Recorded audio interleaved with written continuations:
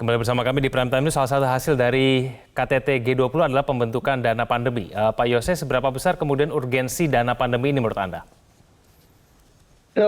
Kalau dana pandemi ini mungkin urgensinya kita lihat di dalam kerangka yang lebih jangka panjang ya, jangka menengah panjang, bahwa itu harus kita punyai karena apa yang terjadi tahun 2020 itu membuat kita sadar bahwa kita tidak punya mekanisme yang cukup untuk mempunyai pendanaan dalam menghadapi pandemi. Kalau satu negara mengalami krisis keuangan, itu ada yang namanya IMF, tempat kita meminta bantuan.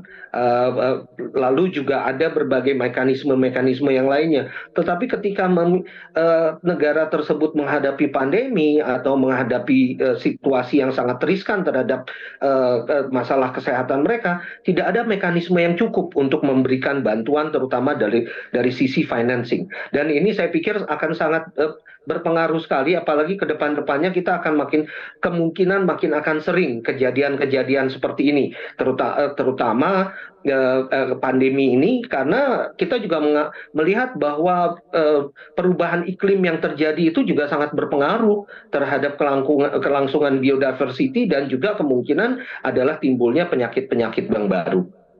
Oke. Pak Febri, pengelolaan dari Pandemic Fund ini seperti apa nanti?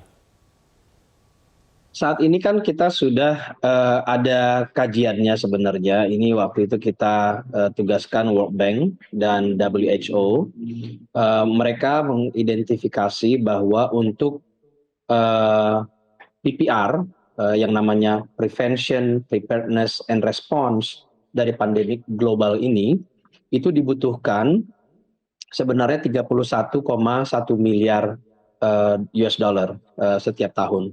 Nah, saat ini sudah diidentifikasi bahwa dari 31 miliar ini, US dollar ini, itu sekitar 21 sudah memang dilakukan oleh banyak pihak, World Bank, WHO, maupun negara-negara masing-masing. Akan tetapi ditemukan gap, kita masih membutuhkan sekitar 10 billion US dollar lagi secara global untuk yang namanya prevention, preparedness, dan response kalau nanti ada pandemi lagi. Artinya saat ini sebenarnya sudah jalan di dunia itu banyak sekali inisiatif-inisiatif, tapi kita masih perlu ada gap yang masih harus kita penuhi secara global. Nah, dalam konteks inilah bagaimana kita pertama pertemuan itu dimulai dengan Menteri Keuangan dengan Menteri Kesehatan se-G20. Dan itu disepakati bahwa memang perlu dikembangkan fasilitas pembiayaan murah. Ini harus kata kuncinya murah, dalam rangka penguatan sistem kesehatan global ini untuk menghadapi potensi pandemi di masa yang akan datang. Pandemi kita terakhir sebelum ini adalah 100 tahun yang lalu. Tetapi kemudian siapa yang bisa menduga apakah pandemi berikutnya kapan akan terjadi. Sehingga makanya namanya preparedness. Nah, kita sebut ini Pandemic Fund supaya lebih mudah dimengerti oleh masyarakat. Dan pengelolaan dana ini tentunya akan dikelola secara bersama-sama, tetapi kita meletakkannya di Bank Dunia sehingga pengelolaannya kita bisa yakin akan dengan tata kelola yang baik. Dan saat ini sudah ditunjuk governing board dari namanya Pandemic Fund ini.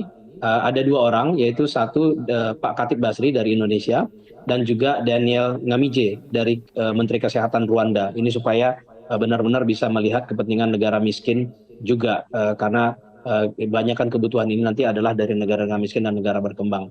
Nah, saat ini kita sudah dapat dari 24 donor, terdiri atas 21 negara dan 3 filantropi. Ada Bill and Melinda Gates Foundation, Rockefeller, dan juga Wellcome Trust.